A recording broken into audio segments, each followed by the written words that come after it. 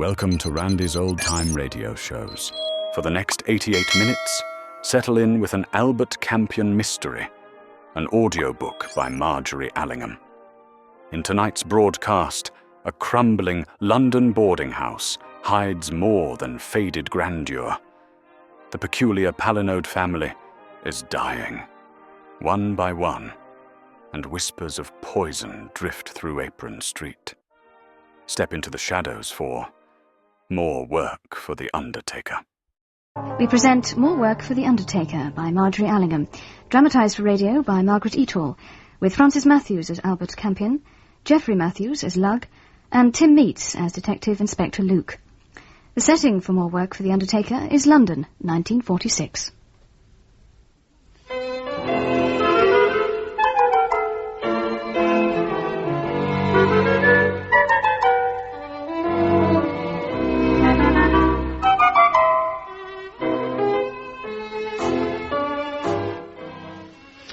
Lug, put out my tails, will you?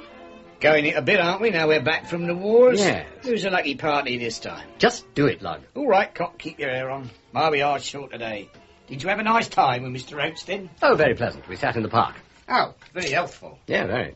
We watched a charming old lady in a motoring veil and 6 different dresses and grass in her shoes receive 6pence from a passing do-gooder. Apparently a daily occurrence. A simple mendicant. Blimey. Don't they give Oatsy boy anything to do at the yard now he runs the place? Ah, the sister of the lady in the park died recently. What's that got to do with us? Well, she may have been helped on her way. Poisoned. Oh, yeah? Yes, Oates has put Superintendent Yeo onto it, and Yeo wants me to make a few discreet inquiries. Oh, was he there too? Chief Busybody's get-together, was it? Thought you was giving all that up and going to be respectable on Government Island. Oh, I've got me advert written out. Got your what? My advert. Gentleman's gentleman seeks interesting employment. Remarkable references. Title preferred. I see. Yeah, well, that's about it. I can't come with you, Cock. I don't want to see myself an international incident. Yeah. But can't you oblige the Chief just this once? No, I fear not, no. But it is interesting. It's the Palinode family are relics of a gracious past. They're odd and brainy, but not the sort who get poisoned. Well, could happen to anybody. Yes, well, they'll know soon enough. They're digging the poor sister up again, Miss Ruth Palinode. Yeah, it tickles your fancy, doesn't it? Can't resist it. As a matter of fact, Renee Roper has asked me to go and stay for a bit. Well, that nice old stage lady. How does she fit in? Well, she apparently now owns the house where all the Palinode tribe live. Well, those that are left, anyway. So she's naturally very concerned. Yeah, what a coincidence. Must be a omen. No, 2 crows don't make a summons, Lug. You need 3 for that. Move your arms. What's the time? I've got to ring Lord Doddaway before 5. Oh, so it's final then. You're going to accept? Yes, I am. Yeah, better tell the lady wife then. Lady Amanda rang up and asked, but I said I didn't know. What's this? Courtesy, sympathy, comfort in transit. Jazz Bowles and Son, the Practical Undertakers, 12 Apron Street, West 3. Apron Street is where the Palinodes live. That is a private letter, that is. Oh, well, go on, read it if you like. To Mr. Magus Fontaine Lug, Esquire, care of A. Campion, Esquire, 12A Bottle Street, Piccadilly, Westbourne. Dear Magus, if Beatty was alive, which she is not, more's the pity, she would be writing this instead of me and the boy. We was wondering this dinner time. Can you get your governor to give us a bit of a hand in this Palinode kick-up, which you may have read of in the papers? Exhumations, as we call them in the trade, are not very nice and bad for business. Without disrespect, bring him along for a bit of tea and a jaw any day, as we do not do much after 3:30, and will do less if this goes on. Remembering you very kindly and all forgotten. All forgotten, I hope. Yours truly, Jazz Bowles. Amazing cheek, isn't it? Yes. Yeah, he's a horrible man. Seems to know you pretty well. He's my brother-in-law. Married me only sister. The poor worm shoveler. I see. Yeah, during the war, that was the first war, I mean. Haven't spoken to him for 30 years. Come my little trip inside, he behaved as though I took him with me. Sent back me wedding present to be. And I wrote him clean off me slate. Now he pops up out of the past and asks a favour when I couldn't help him if I could bring myself to it. Is this a put-up job? Some remarks I do not, yeah. Yes, when exactly did this arrive? 10 minutes ago, late post. No need to get excited. What's jazz to you, anyway? The third crow, it seems. Oh, yeah? Yes. Shall I get his lordship for you? No. Get me Chief Superintendent Yeo.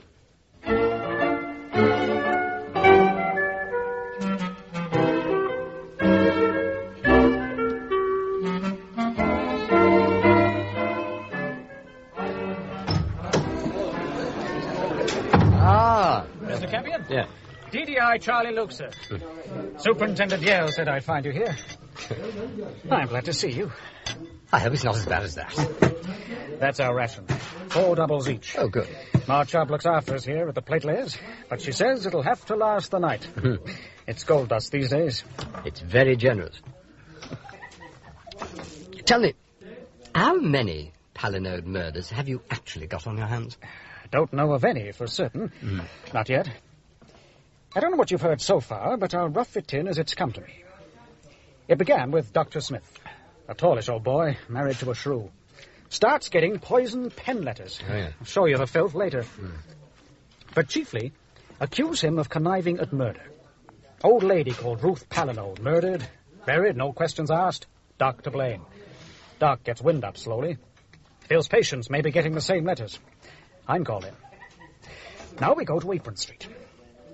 That's the Palinode house, is it? Not yet. Street important. Narrow little way. Old Brotherhood Chapel, now the Thespis Rep Theatre. Highbrow, harmless, one end. Portminster Lodge, the Palinode house, the other. The district's gone down like a drunk in 30 years, and the Palinodes with it. Now a dear old variety gal turned lodging house keeper owns their house. Mortgage fell in. She inherited. Her own place got blitzed. So she moved over with some of her old boarders and took the Palinode family in her stride. Well, Miss Rope is an old acquaintance of mine. She did me a very good turn back in 36, when I was having a bit of bother with some ballet stars. Did she, though? Then you can tell me something. Could she have written the letters? Well, I don't know sufficiently well to say. I should have guessed she was the last person in the world not to have signed her name. Oh, so should I. I love her. We're going on the halls, we are. But you never know, do you? Anyone else? Who might have written them? About 500. Any one of the doc's patients. I'll drink up, sir. And I'll give you the smell of the street. Ah. Lots of small shops. Family businesses. Have known the Palinodes forever. On good terms with Reaney. One of them's a chemist. Oh, what an emporium. Great jars of coloured water in the window. Dozens of little drawers of muck. Smell of old lady's bedroom enough to knock you back. And old Pa Wilde in the middle of it looking like Auntie's ruin with his dyed hair and little black tie.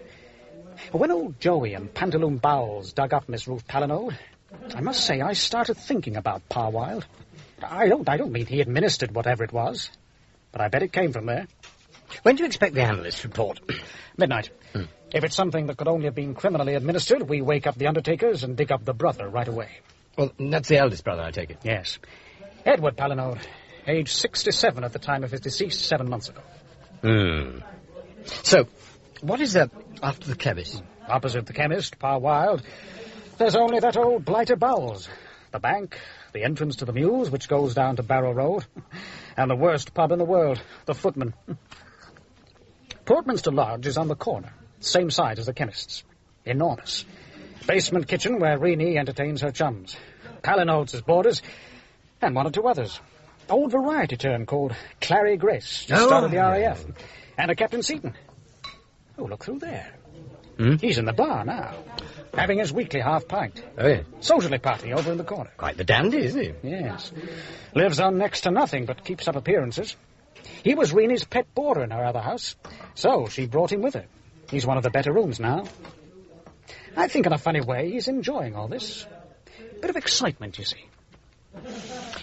Why don't you want to talk about the Palinodes, Inspector? Can't. Why? Don't understand them. How do you mean? Just that. I don't understand what they say. Long words?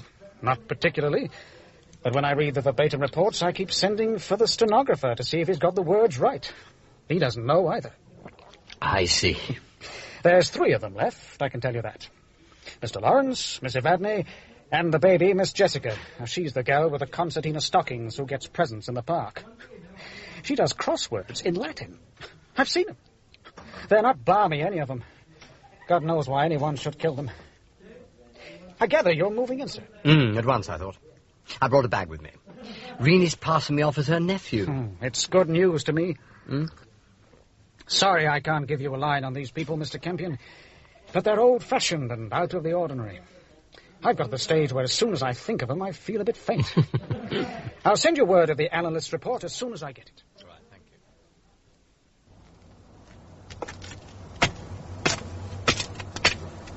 you. Oh, blast.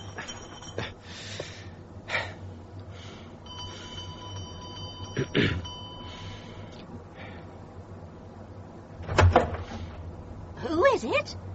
Oh, it's you, Ducky. Oh, come in, do. Right. There.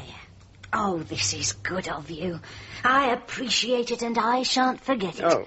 Now, how's your mother? Nicely? As well as can be expected, Aunt Reenie. Oh, but I know well. We mustn't grumble. Now, come along to the kitchen, dear. Clary, I don't think you've met my nephew, Albert. He's the one from Bury, the knobby side of the family, dear. He's a lawyer, and one does so need one at a time like this. Oh, I'm glad to be here, Auntie. Pleased to meet you. My name's Grace, Clarence Grace. Oh, right. I don't suppose you've heard of it. Now, sit down, Ducky. I expect you're hungry, and I'll find you something. Oh, thank you, Auntie. I've already eaten. Oh, are you sure? Oh, yes, absolutely. I had something on the train. Oh, well, that's a mercy anyway. Have a drop of Clary's stout then, dear, while I get on with your bed. It's quite a nice room, and no one's died in it. In my time, at any rate, so you needn't be nervous. Have some beer? Oh, thank you. You know, Reenie's been a pal of mine ever since I was a nipper. And somehow, I can't see you being her nephew. I should have heard of you before. I must have. She's one of the very best, Reenie is. Your old man wasn't really her brother, was he? Only in a manner of speaking. Oh, that's rich. That's wizzo. I shall use that. You're a laugh, you are. You're going to cheer us up. Here, keep up your strength. They can't get at the bottle stuff. Who? The family. The Pally-Allies upstairs.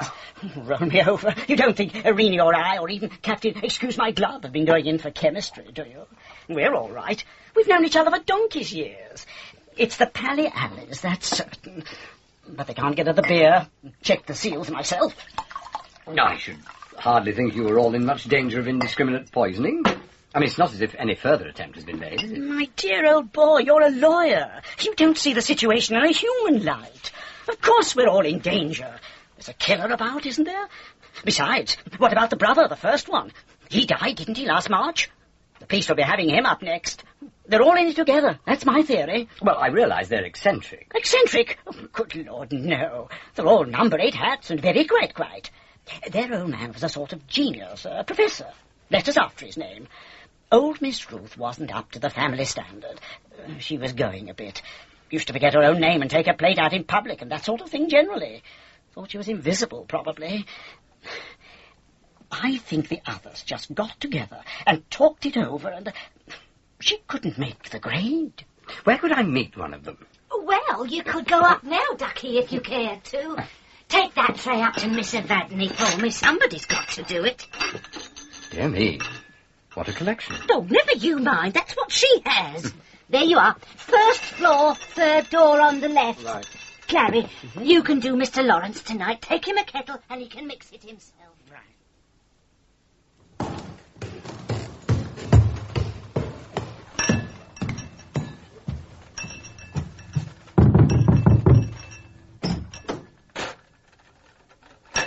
Come in. Do come in. I'm just going. I'll let myself out, Miss Palinode. Put it here, on this little table. And be careful of those glasses, if you please. They're very rare. Head groom, what gars thy pipe so loud? Why bidden thy looks so snicker and so proud?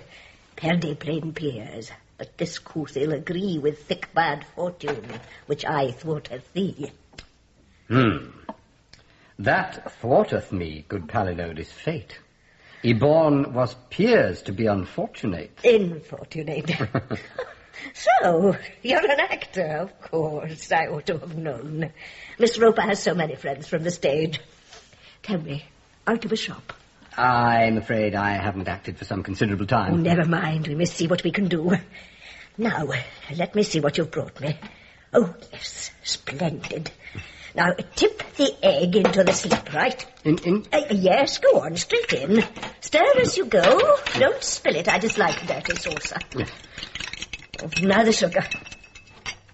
Yes, that's quite right. Hand the cup to me and keep the spoon, for if you've mixed it rightly, I shall not need it. Yes, that's very nicely done. Oh, good. I think I must ask you to my theatrical afternoon next Tuesday. You would like to come, of course. It might lead to something, but I can't promise. The repertory theatre is overcrowded this year, but I'm afraid you know that. I believe there is a small theatre near here, isn't there? Indeed, there is. The Thespis. Very hard-working little troupe. Some of them are quite talented, and once a month they all come here to a little conversazione, and we have some amusing talk. I did wonder if perhaps I should put it off next week. We've had a little awkwardness in the house. Expect you've heard of it. But on the whole, I think I shall carry on as usual. The only difficulty is those wretched newspapermen, although, in fact, they bother my brother far more than they do me. Yes, I think I saw your brother as I came in. Oh, no, that was not Lawrence. Lawrence is a rather different person. Oh. That was little Mr. James, our bank manager. I always get him to come over when I have any business. It's very little trouble for him. When you came in, I wondered if you were one of the reporters, but as soon as you capped my little piece of peel, I knew I was wrong. I've got this thing for you. I worked it out in Rough Sky to the Turf, but I've mislaid it. Oh, have you cornthroped? Well, of course I have. As I've always said, the foreign wheat was completely witless. What she was doing was dangerous. Does it matter now, after all the sheaves of alien corn are gathered? Yeah, all the same, I had to test it. You must see that I am right. Oh, good evening to you. Good evening. That was my brother Lawrence. Oh. He is extremely clever. Of its kind, a most ingenious mind. He prepares all the crossword puzzles for the Literary Weekly in his spare time, although his real work is on the origins of Arthur. He has so many subjects. Including horse racing, no doubt. Horse racing? Oh, yes, but only on paper. What does cornthroat mean? Oh, to search, simply. A family reference. You may take the tray now. Oh, thank you. Good evening, Miss Palinode.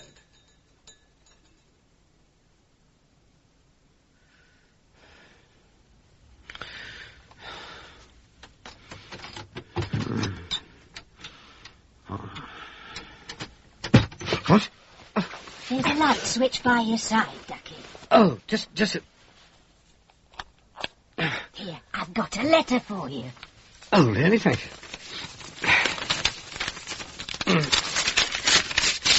Oh. Dear sir, Ruth Palinode deceased. Analyst's report to hand, 30 hours this morning. Organs contain 2/3 grain hyoscine in available material, indicating much larger dose. Probably administered in form hyoscine hydrobromide, but no evidence to show if taken subcutaneously or by mouth.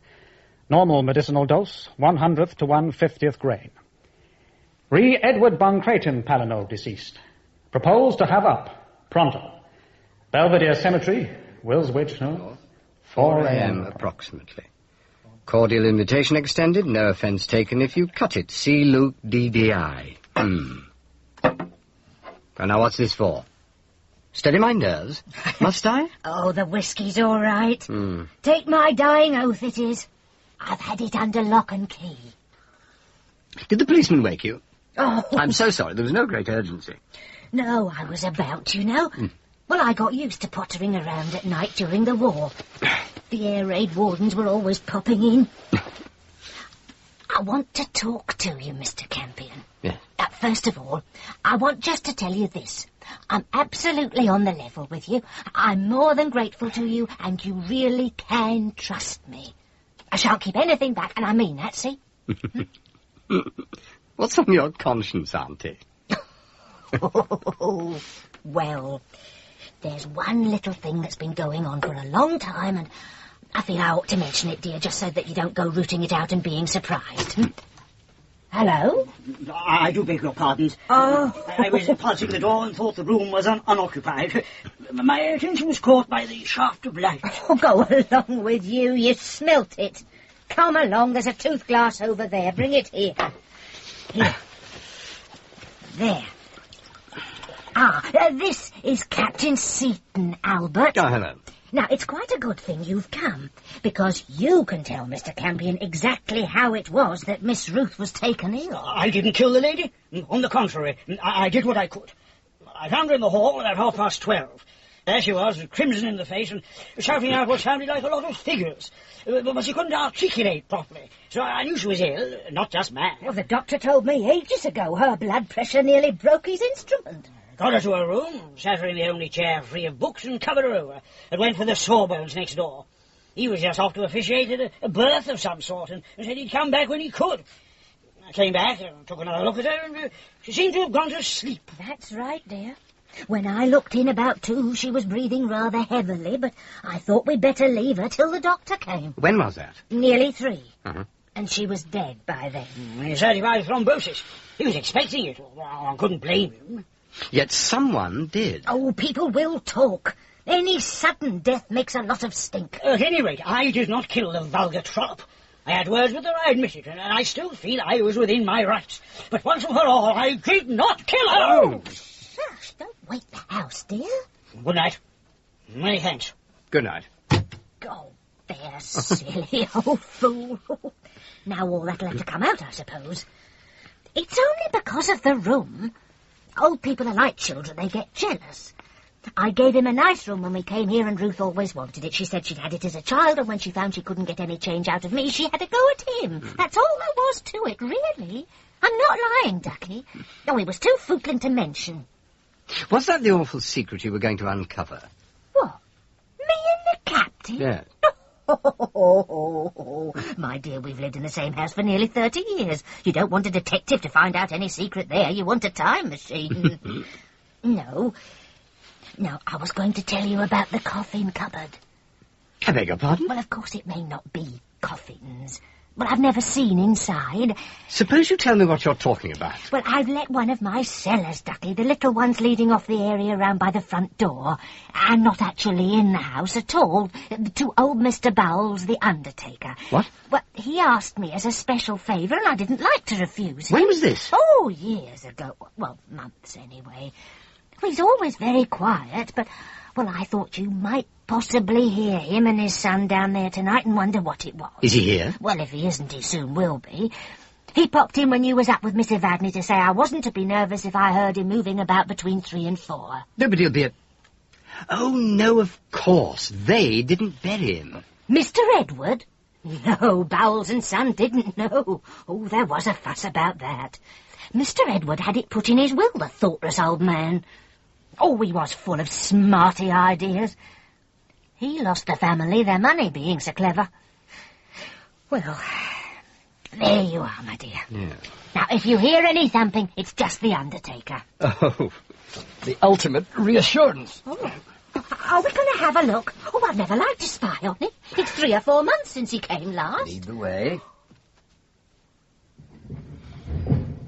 Is that them? This way. We'll go in the drawing room. There's a window there just above the cellar steps. Keep close to me. Good heavens. Whatever is that smell? Oh, that's all right. That's nothing. In here. Can you hear them now? Yeah. Shine your torch, Ducky. You'll see better. Oh! Oh! Edward Von Cretin Palinode, born September the 4th, 1878, died March the 2nd, 1946. Mr. Edward's coffin. Yes. Oh, how can it be?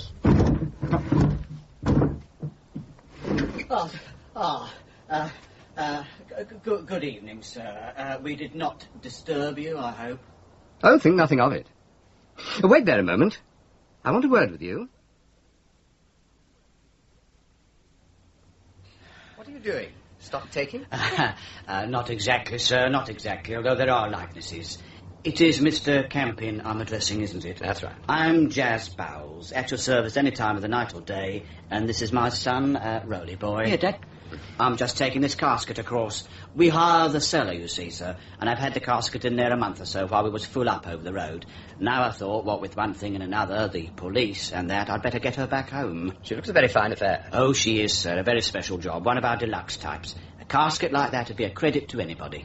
Yet the man whose address is on the label had other views? You saw it, sir. I'm caught and I may as well admit it. He saw your nameplate, Roly Boy. He's very fly, is Mr. Campion. I ought to have known that from all I've heard from your Uncle Maggers. Yes. Vanity, Mr. C. That's what that there nameplate shows you, the vanity of Jazz Bowles. There was a gentleman in this house once that me and the boy took a real fancy to. Am I right, Roly? As you say, Dad. Mr. Edward Palinode. A lovely name for a headstone. You're trying to tell me you made it on speculation, I take it. I see we can talk, you and me, sir. I've had old Maggers all the evening, and I thought, well, anyone who employs you must know what's what, I thought. But I wasn't sure, you see. Yes, of course. I made it on Apro, and the perishing old blighter wouldn't have it. Matter of fact, I made it to fit myself. He was no bigger than what I am. She's a lovely job. Solid oak, veneered ebony. If you'll come over to the shop in the morning, sir, I'll show her to you in the light. It wouldn't take me a moment to come down now. No, we won't impose on you, sir. Take her along, boy. What, Dad? We've got to get her across the road while it's dark, sir, if you'll excuse us. Is Lug with you? He's in bed, sir.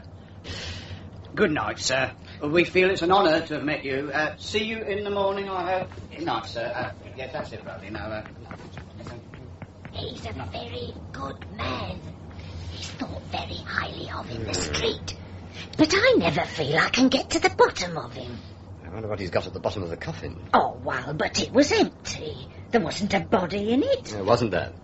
Perhaps just a little foreign body? Oh.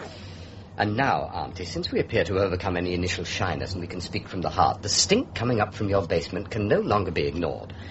Come on, darling, tell me the truth. What's cooking? Oh, get along with you.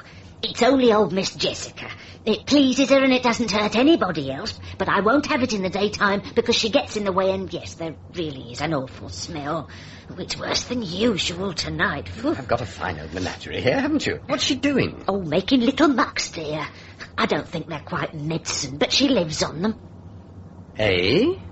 Oh, don't you be silly, dear. Now you're making me feel quite jumpy. We've had our bit of excitement for tonight. Where is she? May I go and see her? Oh, my dear, you can do what you like. I told you that. She's quite harmless and the cleverest of the three in one way. At least she can look after herself. Go on, you go down. Just follow your nose. All right, go and get your beauty sleep. Oh, I need it, do I?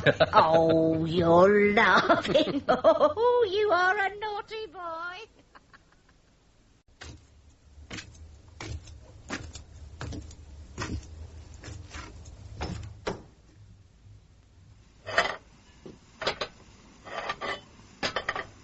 Oh, who are you?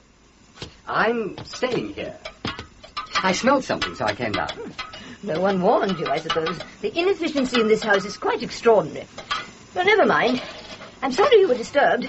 Now you know what it is, you can go back to bed. Oh, I don't think I shall rest. Can I help? No, I don't think so. It's not very difficult, and as a recreation I find it amusing even. People make a drudgery of feeding themselves. That's very ridiculous. I make it a relaxation, and I get on very well. I see you do. You're very alert. That doesn't suggest improper food. That's very true. Now, would you like a nice cup of nettle tea? It's quite as nice as yerba mate and very good for one as well. Well, thank you. Good. I don't quite understand, though. What are you doing? Cooking.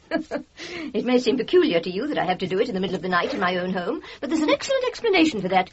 Have you heard of a man called Herbert Boone? No. There you are, you see. Hardly anybody has. He wrote a book called How to Live on 1 and 6.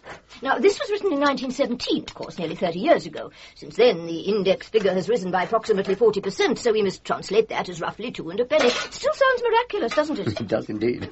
Do you do it? Live on 2 and a penny? Yes. Oh, I do, nearly. I'll lend you the book. It answers such a lot of people's problems. I should think it might. Dear me, yes. Now, what's in there, may I ask? Oh, in this tin? Oh, the thing that's been smelling, rather, is over there. It's embrocation for the grocer's knee.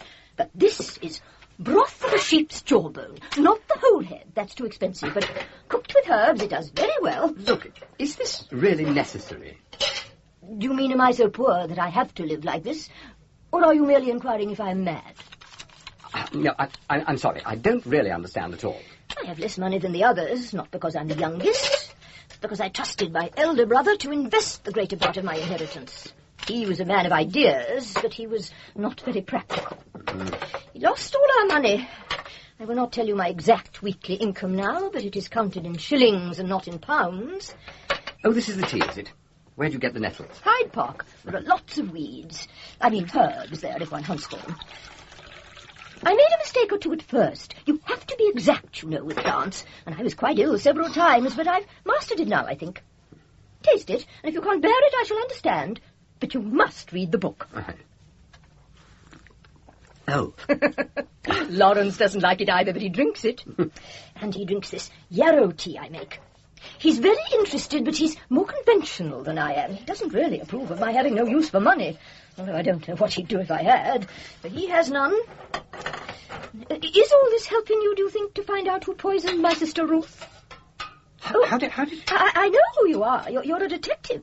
I saw you with the other policeman in the park today. You must know. But I don't.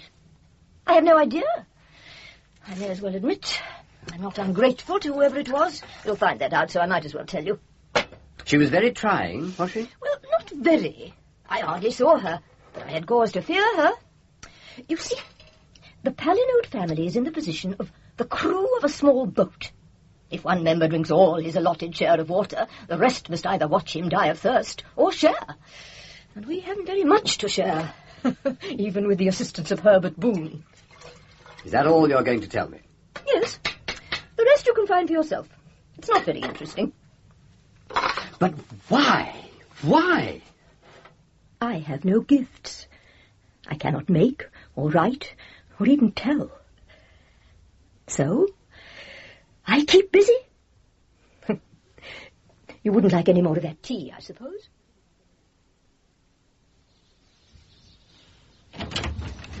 Morning, sir. What? Oh, morning, Luke. Rainey sent you tea, so I begged a cup for myself. Well, thanks very much. Officially, I'm interviewing her lawyer nephew. I don't suppose that tale's going to wear, but I suppose we may as well stick to it as long as we can. Yes. Miss Jessica spotted me as a sleuth. She saw me with Oates and Yeo in the park. Did she? Oh, they're not balmy, any of them. Now then, sir, what are the chances of Parwire the chemist having a basin full of hyoscine hydrobromide in his locker? Oh, small. No, my impression is that it's rarely used in medicine. Of course, it earned its reputation as a poison when Crippen tried it on Belle Elmore. Well, what is it? Henbane, I think. Really? What, the weed? Yes, I think so. It's very common. Grows everywhere. Damn it, you could find it in the park. Yes, I suppose you could. But then you'd have to make the muck. I better try the dock. And then I must tackle the bank manager. I saw him briefly last night. He'd been to see Miss Evadne. Neat little soul. That's him. Mr. Henry James. Why does that name sound familiar?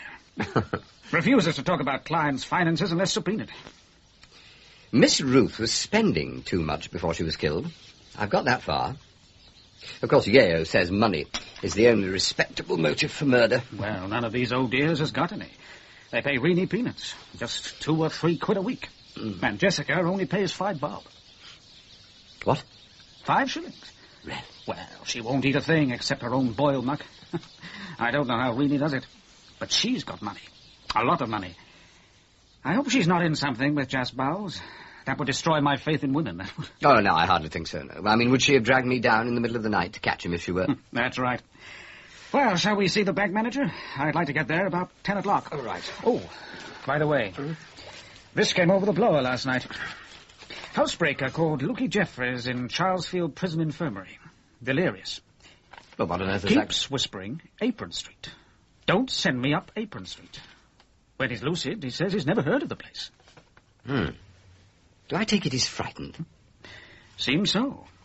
But there's a note at the end. Physician reports sweating and deep agitation. Just like old Bowles last night. He was sweating too. Look, I'll get up. Dear me, this is very awkward. I told you, Inspector, the bank can give no information whatever, save under subpoena. And I hope to goodness it isn't going to come to that. I really do. Could you consider forgetting the bank for a moment? You know the Palinode family in a private capacity, don't you? Yes, I suppose I do. We'll avoid the subject of money, then. Any good? We'll have to. What do you want to know? It's only routine. Miss Ruth Palinode was murdered. Is that official? Yes, but don't publish it before the inquest is resumed and over. We're the police, you know. You want to know how well I knew her and when I last saw her. Is that it? Well, I've known her since I was a boy, and I last saw her one morning in the week she died. I've been trying to remember which, and I think it was the morning before the day she was taken ill. She came in here. On business? Yes. She had an account here? Not at that time. Then her account had been recently closed. How can I answer that? Gone. Now, let's get back to when you were a child. Where did you live there? Here. In this house? Oh, yes. There are living quarters over these offices. My father was the manager at that time. In due course, I went into the head office in the city, and finally, when my father died, I came here as manager. We're not a large concern as banks go, and we specialise in personal service. Most of our clients have been with us for generations. Are there many other branches? 5 only. The head office is in Buttermarket. I expect you remember the Palinode family in its great days. Oh, I do. 35 years ago, before the Great War, this whole street was lined with carriages. The whole district used to revolve round the Palinodes. It was a great time, and they were very great people. The furs in church, the diamonds when Mrs. Palinode went to the theatre, the Christmas parties for those of us who were lucky enough to attend. But when I came back and found them as they are now, it was a shock, a genuine shock. They're still very charming people. Oh, yes. One still feels a duty to them. But, my dear sir, then... Perhaps Edward Palinode was not the businessman his father was? No. Miss Jessica tells me that her weekly income is measured in shillings. Miss Jessica? I cannot discuss that. No, of course not. When you saw Miss Ruth last, the day before she died, she was quite well then, was she? Oh, on the contrary. I thought she might be very ill. She was excitable, very overbearing and extravagant in her demands. In fact, when I heard next day... Yes, I'm certain it was the next day that she'd had a stroke. I wasn't at all surprised. So you accepted the diagnosis without question? I did, I'm afraid, absolutely. I said, well, I'm not astonished. There's one weight off the shoulders of those poor people. I should never have seen you, I knew it. There's a person to see the inspector. We don't want him in the front office, Mr. James. I sent him out again. It's a detective. He wants you with the Muse, sir. Very well. Congreve, when did Miss Ruth Palinode last call on us? The day before she died, was it not? No. It was the same day. No. I'm sure it was the day before. Thank you, Congreve. That will be all. What's going on out there? It's our right-hand neighbour, Mr. Bowles. Now, what's he been up to, eh? Perhaps he's gone up Apron Street. Well, he can't do that, sir, because this is Apron Street. You must be a stranger if you don't know that. I'll see you out, Mr. Campion. I'm afraid old Congreve's hearing varies. He has been with us a great many years and has certain privileges, or thinks he has. I tell you, even money isn't what it used to be. That's pure heresy, but sometimes I believe it. Good morning. Where is it, Dice? It's not here, Mr. Luke. Go on, Mr. Bowles, tell us again. Where is the coffin you fetched out of the cellar at Portminster Lodge last night? At number 59 Lansbury Terrace, where we're just off to now. If I'd only known you wanted to see it, Mr. Luke, I'd have cut off me right hand rather than have used it. I'd have been obliged to oblige you. I would, really. Beautiful nature you've got, Bowles. The body is actually in it, is it? All the relatives standing round it at this very moment, I suppose. He happened to need it this morning. It happened to fit. He happened to have an accident with the one he made for a customer. He happened not to know we might be interested. You've put the words in me mouth, Sergeant. We'll just take one more look round the house, if it's not inconveniencing you. No, that is a pity. I can't manage it, Mr. Luke. Not unless we go down Lansbury Terrace at a gallop, and that might be misunderstood and cause bad feeling. But as luck will have it, I've got my brother-in-law in the kitchen. He's sitting over the fire with an heavy head. He'll be pleased to show you around and be a witness. Very well, we'll do that. See you after the party, Bowles. You didn't ought to joke, Mr. Luke. Not on this subject. Ah, my dear Inspector, welcome to our humble kitchen. I saw you chatting among the crows, so I wandered round the front and through the shop. Lug says they handed him a Mickey Finn last night. Oh. What did they dilute it with? A Guinness and 2 halves of bitter, I ask you. Me. I went off, like one of me brother-in-law's customers, and now I feel like one. That's typical of Jas. Absolutely tip. In his own house. Yeah. Well, there's nothing here. I've staggered round the old tuppeny-halfpenny outfit, and there's not a wax flower out of place.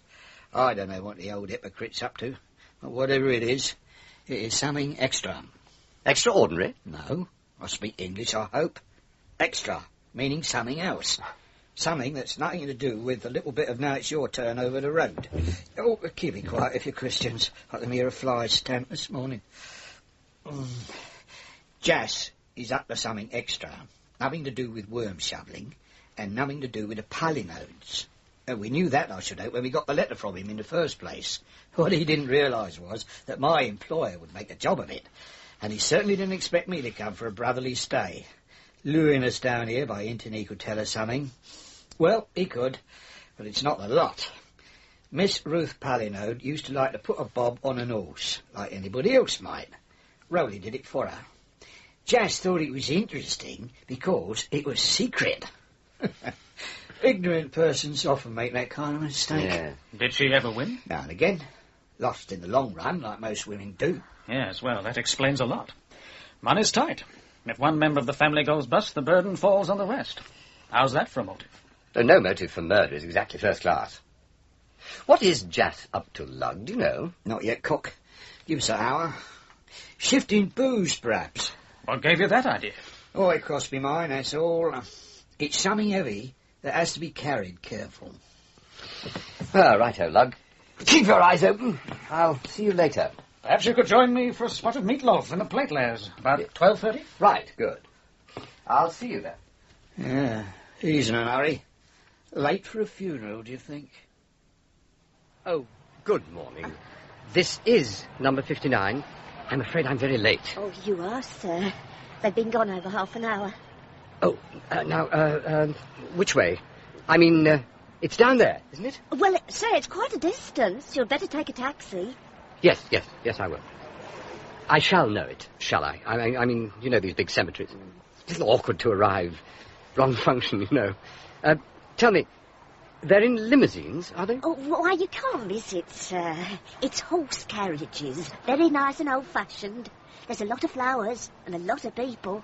And you'll see Mr. John. Yes. Yes, indeed. Well, I must hurry. I shall know it. A great many flowers on a perfectly black coffin. Oh, no, sir. On an oak coffin, and rather light. Oh, yes. Oh, you'll know it, sir. Of course you will. Yes, of course. Yes. I shall take a taxi. Thank you. Feeling a bit better after your orgy? Very funny, I'm sure. It shouldn't have happened to a dog. And there's something else funny, too. I was just... Sorry I'm a bit late, sir.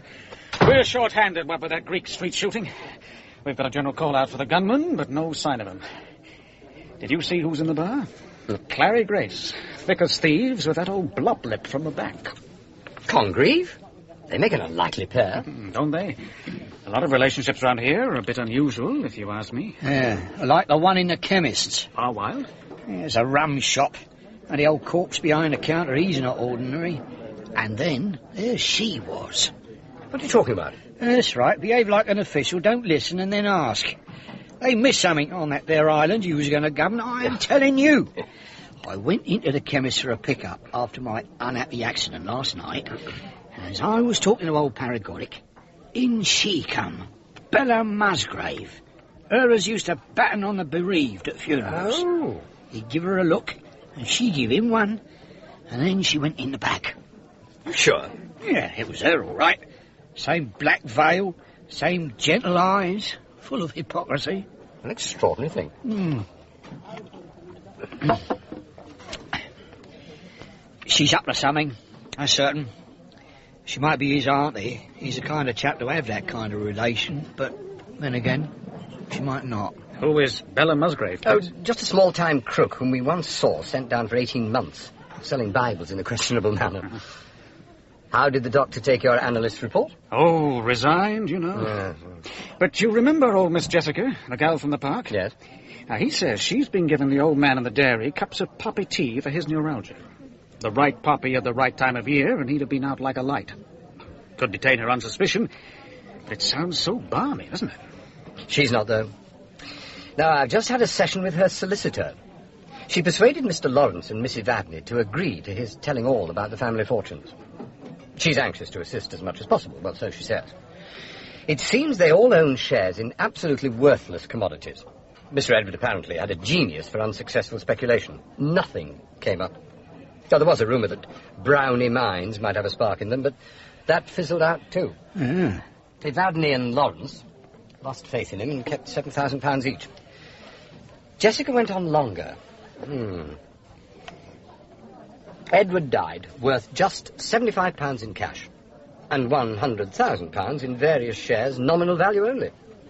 They've all willed their worthless shares to their friends, just to show that they would have done something for them if they'd been able to. Stroop. Yes, Miss Ruth appears to have had a spiteful streak. She left her parcel of Brownie Mine shares to the captain to pay him back for pinching her room. Not worth anything, I suppose. Ah, a motive, you think? No, I'm afraid not. Anyway, there's no reason to think that he knew in advance he was going to get them. Not much light there, is there? No, but I think I'll drop a line to Superintendent Yeo. He may be able to shed a little. Oh, by the way, friend Jas has been caught out. Yeah? Yes, the Lansbury Terrace affair was a perfectly respectable oak coffin, not Mr. Edwards' resplendent ebony. The old perisher. We'll get him, never you fear.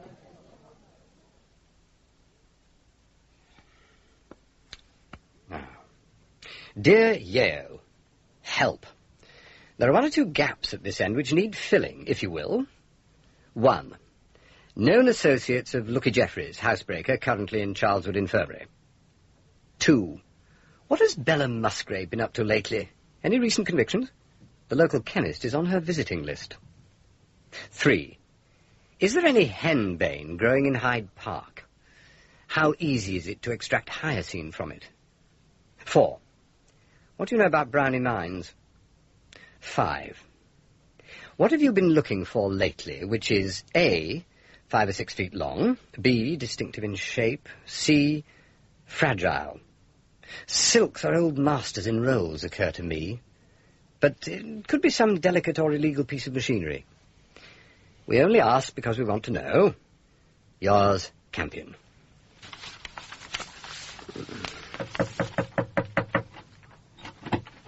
Ah, there you are. Ah, lad, good. You can take this to the post. Not now, Cot. You wanted at the chemist's. Mr. Luke sent me. Why, what's up? Can't tell you. My lips is sealed. Come on, if you're coming. All right. This is Tornet. What have you done? Upset the almond lesson? I ought to be shot. Struth, I could do it myself. Look at this little lot. Who is it? Pa Wilde, the chemist. I wasn't even questioning him, really. I'd hardly begun. I met Lug outside the Thespis, and he told me he'd seen a van drive up here about 4 and take a packing case on board. That's right. It was heavy, and Pa gave him a hand. 2 men got up in front of the van, and Bella Musgrave, in her funeral clothes, hopped in her back. Right. Didn't get a chance of a chat. They were off in double quick time, but I got the number. What shape was the packing case? Long and thin. I didn't see it close to. Ah. So, what did you say to Pa Wilde, Luke, to drive him over the edge? I just asked about his girlfriend, and he went all coy. So I said, "Come off it, Pa, she's just left here with her box. What's mourning Musgrave done? Taken her little black bag and left you for Jas Bowles?" He began to shake. "Just a minute, Mr. Luke," he said. Went behind the counter, made a noise like a pheasant, and went down among the bottles. I can't believe it was necessary. The hyacinth may have come from here, but I never suspected him of administering it. He was a silly, vain old chap, not the size for anything big. Perhaps it wasn't so much what he'd done as what he knew. Did you recognize either of the 2 men in the van, Lug? One of them was a perfect stranger that I know, but the other one looked like the ghost of Peter George Jelf. Reunion. That's what it is, Cock. Who's Jelf? Ah, well, the Fuller gang was before your time, I fancy. Late 20s. Remarkably unchoosy. Jelf was the 3rd in command. Hired malefactor. Them's the judge's words, not mine. Anyway, Gov, they'd all been upstairs. A room with nothing in it but 2 hard chairs facing each other, An armchair what Jas had sat in. Must have been him. Great fat dent in the cushion, and a smell of them little whiffs he smokes. Oh, he'd been there, and I'd take my oath on it. 2 chairs, eh? Yeah. It's very suggestive. The question is, what does he put in it? Eh? Put in what? The box which rests on the chair.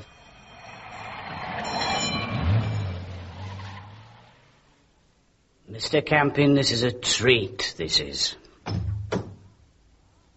Ah, well alone, Mr. Bowles. Yes, I thought the boy was here in the kitchen, but he's gone back to his work. Maggers is away. As soon as there was that tragedy over the road, he came hurrying in, said goodbye, and we haven't heard of him since. Would you sit here, sir, on my right, so I can hear you better? It's a very shocking thing, poor Wilde. He wasn't a friend of ours exactly, but we were very close, nodding acquaintances, as one might say. I didn't go to the inquest, but I sent Rowley, out of respect. Suicide when the balance of mind was disturbed they brought in, well, that's always the kindest way. We're putting him down tomorrow morning. I don't suppose there'll be a penny to come, but we shall do him with as much luxury as if we were waiting on you yourself. I wanted to ask you why you bothered to send for me. I, sir? I sent for you? Oh, you're making a big mistake there, sir. I didn't know such thing. I'm glad to see you here, Mr. Campion, because I want the whole thing cleared up, and that's a fact. But no, sir. I didn't send for you, sir. I can see that a police inquiry wouldn't be very good for your trade. No, sir. No, the publicity can't be helpful. And I realise that you knew that Miss Ruth Palinode was in the habit of putting an occasional shilling or two on a horse. But I don't think that point was strong enough to make you send for me. No, Mr. I didn't send for you, Mr. Campion, but trade is trade, and the police are the first to forget it. I do allow that. Now, there is a little something that perhaps I ought to mention. I only saw one thing that was really curious when Miss Ruth Palinode died. It was a very small thing. May not have had any significance, but it made me think. I saw Mr. Lawrence Palinode washing up. Really? When was this? Tea time. Nearly 5. Miss Roper sent Mr. Grace over. I went up alone, all quiet and respectful, for we do tread as light as we can. I hesitated in the doorway, and there he was, washing up. Mr. Lawrence Palinode? Yes, sir. In Miss Ruth's bedroom? Yes. There was the dead lady covered with a sheet, and there was her brother, cool but nervous, if I make myself plain, with every mortal cup or glass or spoon the room contained out on the old-fashioned washstand. He was dipping the last one into the jug as I came in. It was quite open. Is that all? The whole truth, sir. I thought it was significant. Have you told anybody else? No one. Well, it's some time ago, and it's only my word against his, isn't it? Could I offer you a glass of anything? Mr. Luke says I drink embalming fluid. That's only his idea of fun. No, thank you. I'm just going. Must you? Oh, let me show you out, sir. It's been an honour to have you in our humble home, Mr. Campion.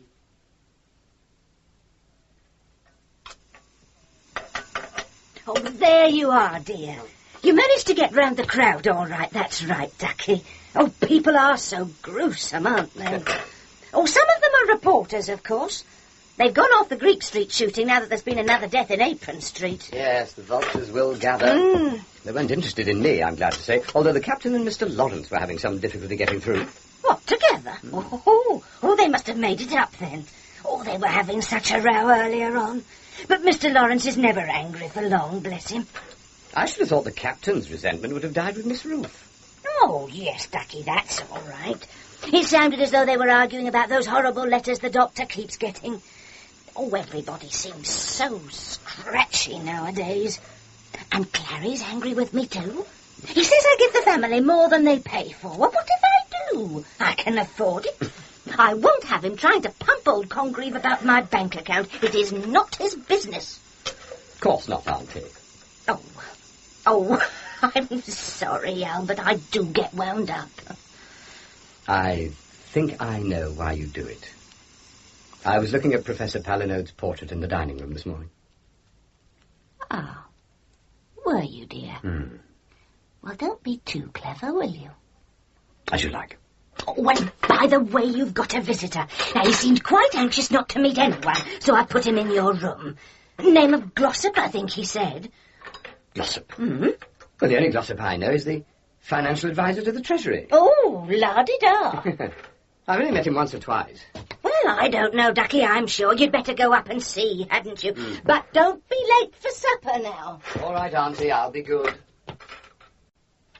Thank you so much. I'm so unpractical with electrical things. Yeah. You must come to my theatrical conversazione tomorrow. Just after 6. Don't be late. I get too tired to talk rather soon. Oh, you're out a lot. Ah, Sir William. I hope you've not been waiting long. Extraordinary woman. Seemed to take me for an actor. Oh, really? Made me mend an electric kettle. Yes. Well, she's good at getting people to do things for her. Is she your murderess? A runner-up. I've been talking to Stanislaus Oates, or rather, he's been talking to me. You put a query to Superintendent Yeo. Alarm bells rang. That is why I'm here. Ah. Only 4 reliable people are involved, so that should be all right. Now, Campion, what exactly do you know about Brownie Mines? Oh, almost nothing. A woman who's been murdered held a number of shares. They're thought to be worthless. Some months ago, there was a rumour about them. It was thoroughly squashed. Now, I'm not going to commit myself, because the fewer people who know about it, the better. But I'll tell you this much. 3 derelict gold mines, I won't say where, of course, are suspected of yielding a certain metal of great scarcity, which is in demand for the manufacture of certain items vital for this country's defence. It's now being investigated. Secrecy is absolutely vital. I tell you, if some fellow has murdered to get hold of that scrip, then he's a crook. A thoughtless chap all round. Very well. We will know nothing here, save that there is a motive in the stuff. Excellent. Keep me posted. And you haven't seen me. Oh, of course, Sir William. Was it dark when you came in? Not quite. A pity, since I was so anxious we should not be seen together that I took the trouble to find you, instead of fixing a meeting at the club or in the office. But I don't think I was recognised. I'm hardly a public figure. No, still, it would perhaps be as well if you could go down through the basement kitchen. Basement? Well, you see, that way you can avoid the hordes on the front step. No, you can rely on Miss Roper's discretion. Thank you. Yeah. I'll do that. Goodbye, Captain. Goodbye.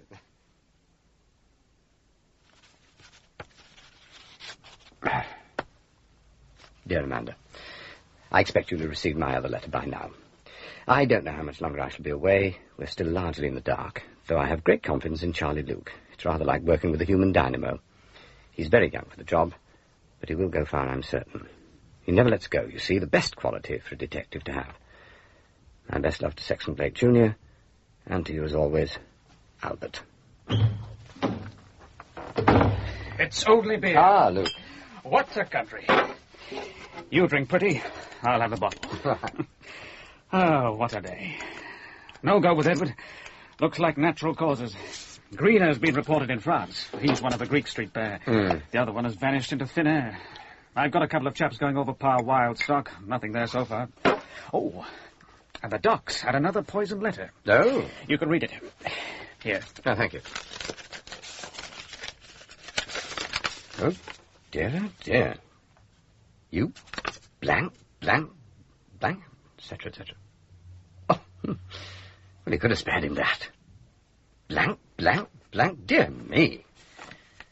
Glass tells all, don't forget. Burn in hell?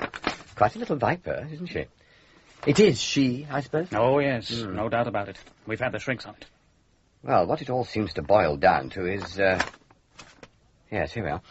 The brother is the one who's being clever. He's got what she left to the captain, who is a poor fool. Fascinating, if true. How come? Because Miss Ruth's legacy to the captain, whom she disliked, was 8,000 preference negotiable shares in a deadly secret. Sit down and listen to me break a confidence. And then I think we must have a word with Lawrence. Forensic medicine, toxicology, mental abnormality and crime. Good Lord, quite a library. Lawrence Palinode becomes more interesting. Chase me. Foul-mouthed feeder again, look. What? All by itself on the mantelpiece. Envelope as well. Addressed to Lawrence? Yes. Postmarked yesterday. May I, Well, worse and worse.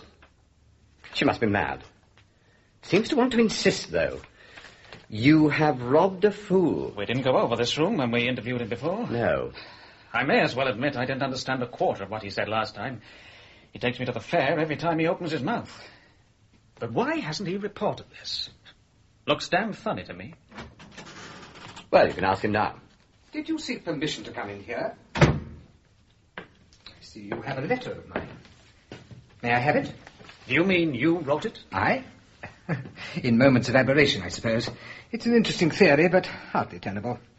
I have seen another like it addressed to the doctor. It is the same handwriting. It's a woman, you know. Well, probably you don't find that as shattering as I do. Are all these library books? Most of them. I wished to read up on the subject when I read the first anonymous letter. You see, someone on the inside must have written them. She knows so much about us. What made you so sure your sister Ruth had committed suicide? You are remarkably well informed. You washed up every cup and glass, you see. Had it been only one, we might have been forgiven for arriving at a different conclusion. The Undertaker saw me, I suppose. Ruth was extravagant and had mortgaged her little income. Hic vivimus, ambitiosa pauperate. Evadne and I taxed her with it. She went to bed very upset and died the next day. When it occurred to me that she must have poisoned herself, I rinsed the vessels in her room because, I suppose, I didn't want anyone else to pick up anything dangerous by mistake. Where did you get the poison? That really is something for you to find out. The sedge is withered. I know nothing of any details. Ruth had a faulty mathematical streak. She had an absurd system, you know. I worked it out afterwards and found it completely unsound. Why do you think someone inside the house wrote the letters? Anyone could have told tales to a friend in the meet. It must be someone sympathetic to the captain. The letters accuse me of robbing him, which is ridiculous. I gave him £5, a lot of money for the shares. They were quite worthless, and my sister Ruth left them to Seaton to annoy him, since he is so notoriously short of money. He's not one of the family, and I felt it my duty to see he was not victimized. It was very tasteless of Ruth. Would you sell them again for a £5? Oh, certainly not. I shall never sell them. Have you finished your interrogation, Inspector? Okay, for the moment. You'll remain in the house, won't you, Mr. Palinode? Shall we go up, sir? Off to plague Seaton now, no doubt. Close the door behind you, if you please.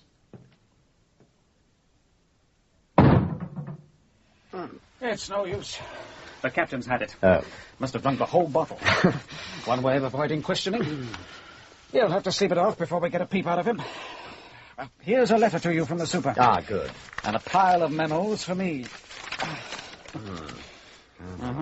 Nothing on Pa Wild, except that he was in debt all round. Doctor's report says undernourished. Suggests blackmail, I suppose. Could have done anything in his time. He was a chemist, wasn't he? Well, Yeo says Bella Musgrave hasn't stepped over the edge for years. Lucky Jeffries died without saying any more. And an amateur couldn't make Hyacinth from Henbane. My chaps have turned over Bow's shop and found not a thing out of place, except that he was sweating profusely. Just as he was when I went and asked why he'd sent for me. Oh, he denied it, by the way. Couldn't get rid of me fast enough. And I just caught a glimpse of old Congreve from the bank, hidden in the corner as I left. Pal of justice as well, eh? Needs watching, that one. No sign of an import order for a body or anything. None. He says there's no call for it nowadays. He's got a nice team of horses, though. You've seen those. And a thing called a coffin brake, like a cigar box on wheels. Nice high box seat for the driver. Must be the last one in the country. I think I go home. Miss Ruth has been poisoned. Pa Wild has done himself in. The captain has put himself out. Jas is innocent but sweating. And we're just exactly where we always were. Don't even know who wrote the filthy letters. Now, do you know, I've had a thought about that. That other letter to the doctor said, "Glass tells all, don't forget." You got any fortune tellers on your patch? I ought to resign on this. Glass sometimes means crystal ball. And the captain is perhaps vain enough to amuse himself with a few superstitious fancies. And unwittingly give out information about the family at the same time? Yes. Of course. She calls herself Pharaoh's daughter and gives readings for a tanner a time. Lives in a little dark street. Real name... God almighty. Miss Congreve. What? Damn it, Campion, she must be that old bloblet from the bank's sister.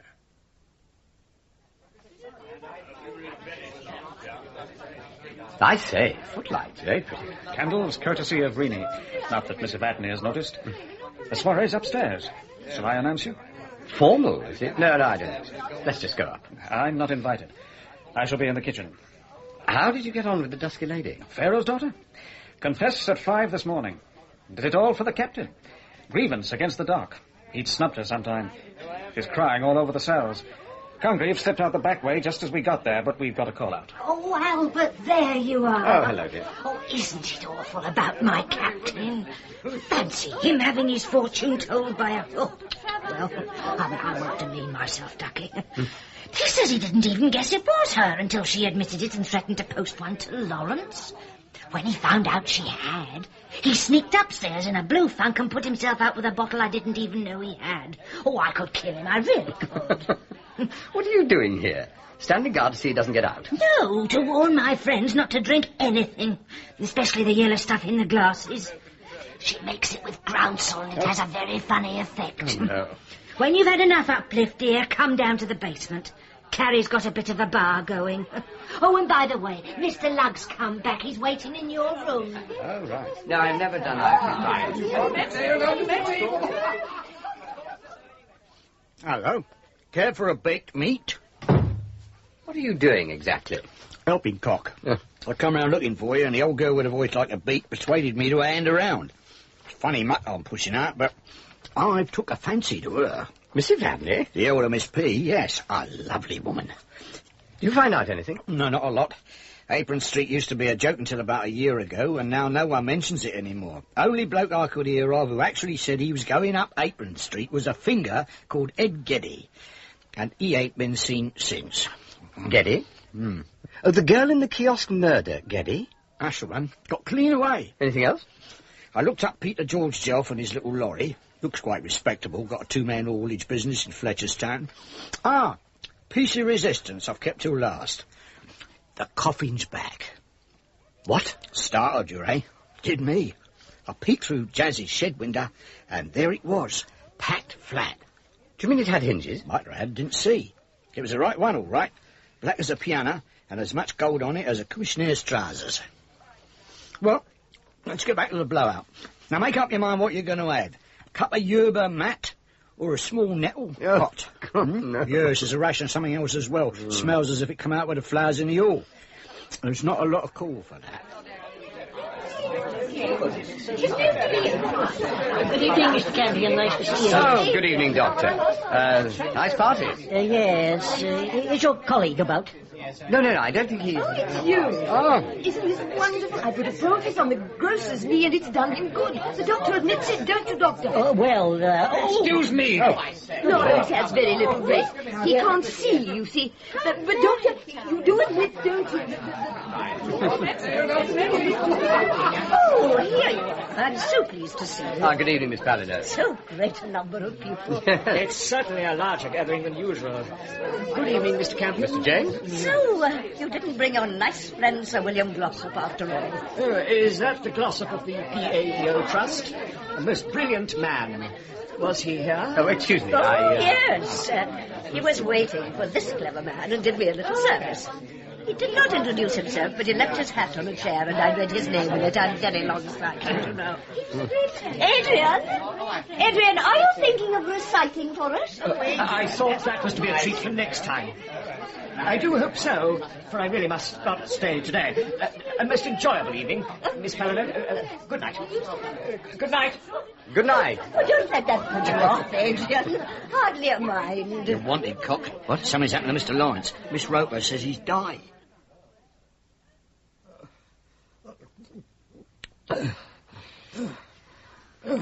Oh, poor old chap. Never mind, you're all right now, Ducky. Well, how much longer have you got to go on bothering him, Mr. Luke? He had something quite different from the others, Campion. A different colour, a different stink. Did he? I don't want to commit myself, Luke, but I think it was something more than a purely herbal poison. The Tisane probably saved his life by making him vomit, but I think he had something more. Someone is trying to make it look like my sister Jessica. There was a scrap of leaf in my glass. It was hemlock, classic poison. I recognized it as soon as I hooked it out. Someone is trying to suggest that Jessica poisoned Ruth and Edward, but she wouldn't be so crude. No one but his maker killed your brother Edward. He had a stroke. I did the Babinski test. It's infallible. Will you see Miss Jessica now? And Superintendent Jeo's arrived. They're in the dining room. Come along then, sir. Look after Lawrence, Rini. Good evening, sir. What have you got, Luke? Something has disagreed with Lawrence. Did you know? Yes. I did not make a mistake. I made a grey nettle drink, and the tansy was yellow. They tell me the stuff Lawrence drank was a deep bottle green. With leaves in it. Really? Oh, well, then it could not have been mine. I strain everything most carefully, and I'm very fond of Lawrence. You are very alike, aren't you? You both so much resemble your father's portrait. And so, oddly, does Miss Roper. Oh, so you know. Yes, her mother danced, I believe. Of course, my father was a just man and provided handsomely for them. Because we are so impractical, he left Rini all his house property, which is why we accept so much from her. Please be very discreet. You see, she does not know that we know. That way there is no embarrassment on either side. Oh, Inspector, is that the glass Lawrence drank from? Do be very careful with it. It is one of Evadne's sherries. She has only 2 left. They are old Bristol. Ah, I saw them in her room the first night I came. She must have been entertaining Mr. James in the time-honoured manner. Oh, yes, we always give the bank manager a glass of sherry. Always? Yes. And does the bank reciprocate when you go there? Invariably. Lord, what fools! Luke, come on. Yes, Campion. You too, Yale. Campion? I hope your net hasn't any holes in it.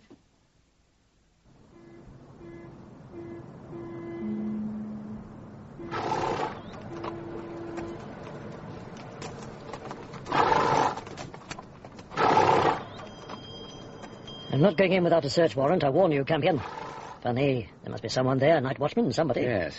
There's been a call out for him all day, but no sign. I'm trusting you, Campion. What on earth? Now what's happened? Okay, it's Lug. He's gone in through the window in a shower of glass. Oh, damn it, he's a burglar, isn't he? He'll get the door open, hop it, and we'll rush in and protect the property. Don't listen. What the hell's that? It's Jas. He saved us. He's going up Apron Street before our very eyes. Can we get a car? Can do. I hope you know what you're doing, Campion. Hope on, Governor. Car Q23 calling all cars. Chief Inspector Luke. I'm pursuing black horse-drawn vehicle with single passenger driver. Technical name, coffin break. Repeat, coffin break. Last seen, Barrow Road West, proceeding north. Inform all call points. Over. It's imperative we get to him before he stops. If you say so. Where's he going? I think to Fletcher's Town. Peter George Jelf has a haulage business there. Jelf? Yes. That's a coincidence. One of my men ran into him by chance on Euston Station yesterday. What? Well, looked legit, but he glanced into the van out of force of habit, and the only thing he had aboard was a packing case marked Conjurer's Stores. Ah, so that's it. I wondered how they got the coffin back. Back? Central Control calling car Q23. Black horse-drawn vehicle thought to be coffin break. Seen corner of Greater X Road and Findlay Avenue, northwest. Proceeding north up Findlay Avenue at fair speed. Over. He's shifting. It's round the park already. Down here, driver. We're cutting off.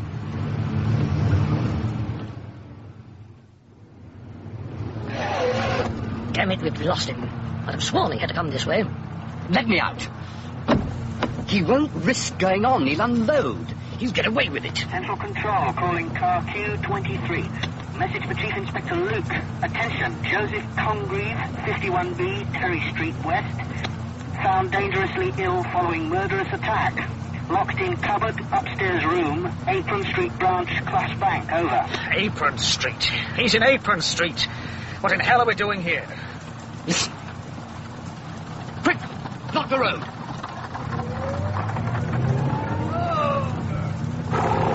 Mr. Luke, your car hasn't broken down, I hope. Get down, Bowles. Certainly, Mr. Luke, sir, but I'm on my lawful... Tell it all at the station. Get down.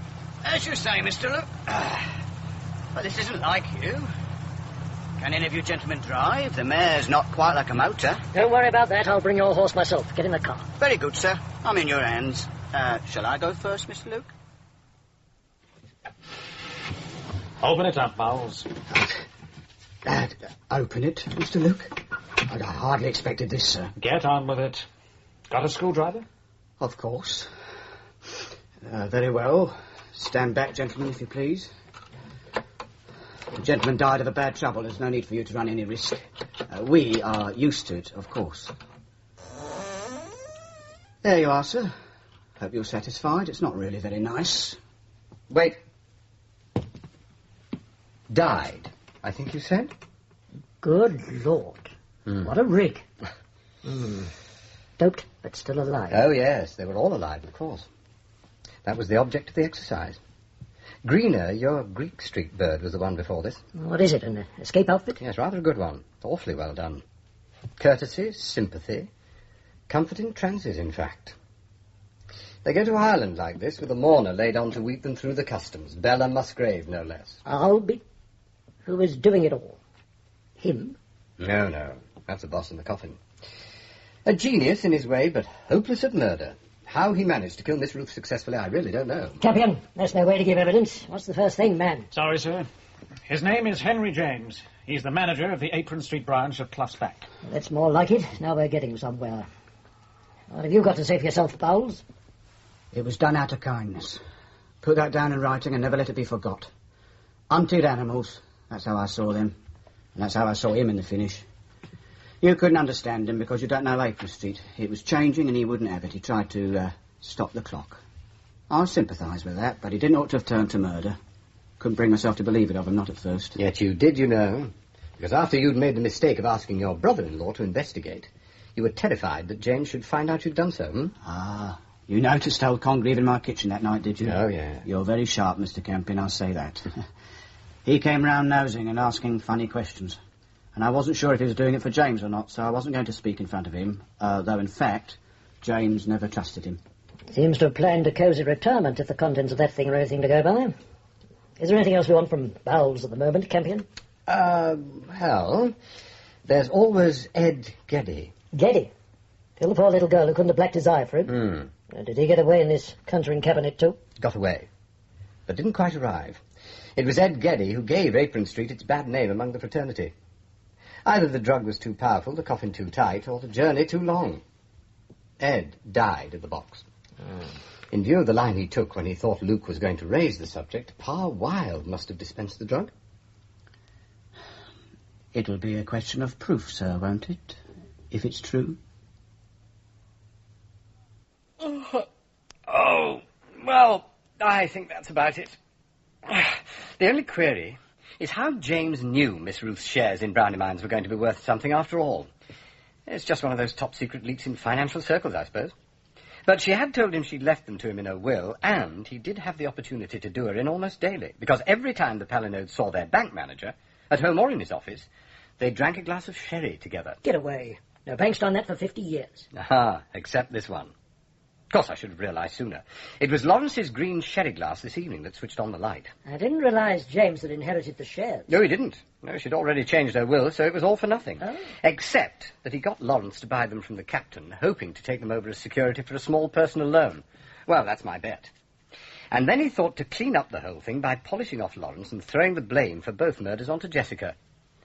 But I don't know where he got the stuff from. I believe I can throw some light there, sir. Yes, Dice. We got it out of old Congreve in hospital. James didn't have to get the hyoscine. It was there, in the corner cupboard of his office, right beside the sherry and the glasses, in a sealed glass box marked poison. It had been there as a curiosity ever since the days of Crippen. Lots of people took a morbid interest about it at the time.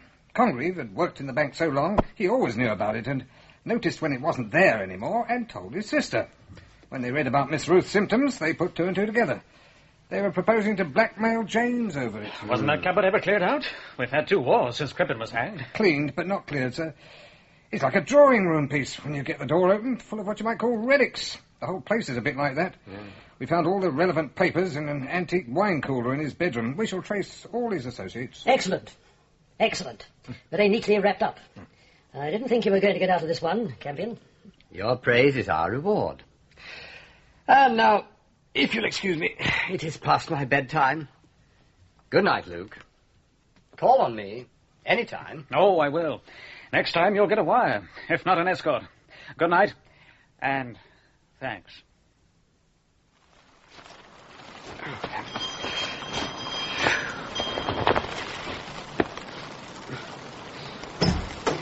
Oh, and about time too, Ducky.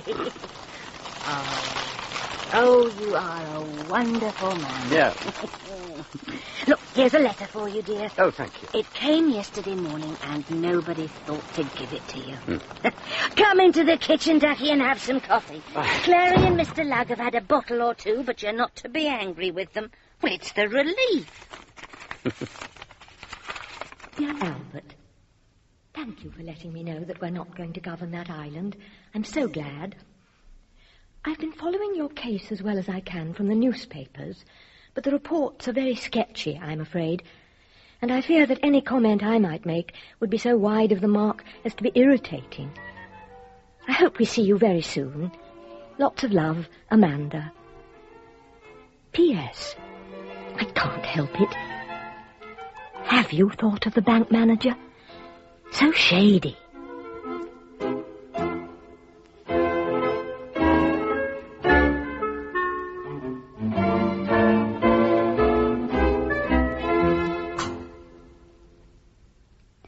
More Work for the Undertaker was dramatised for radio by Margaret Eatall from the novel by Marjorie Allingham, with Francis Matthews as Albert Campion, Geoffrey Matthews as Lugg, and Tim Meets as Detective Inspector Luke. Others in the cast: Ronnie Roper, Jennifer Piercy, Jas Bowles, George Parsons, Jessica, Rachel Gurney, Evadne, Sheila Grant, Lawrence and Dice, Manning Wilson, James and Glossop, Philip Manicum, Clarence and Captain Seaton, Howard Gorney, Dr. Smith and Yao, Paul Nicholson, and Congreve, Stuart Organ. Other parts were played by James Good and Stuart Organ. The programme was directed in Bristol by Brian Miller. Well, folks, that's all for this episode here on Randy's Old Time Radio Shows. Now, bringing these golden oldies back to life takes no small amount of time and effort from our good friend Randy, cleaning up the audio, converting the files, and making sure each show has the best audio possible. If you've enjoyed the program and you'd like to help keep these classics on the airwaves night after night, why not consider a small donation? Every penny goes straight to supporting Randy's work and helping this channel stay on the air. You'll find the links down in the description below. And for those of you kind souls who've already given, Randy tips his fedora to you. Your support truly keeps this old radio spirit alive. Thanks ever so much. And until next time, keep those dials tuned and keep the memories rolling.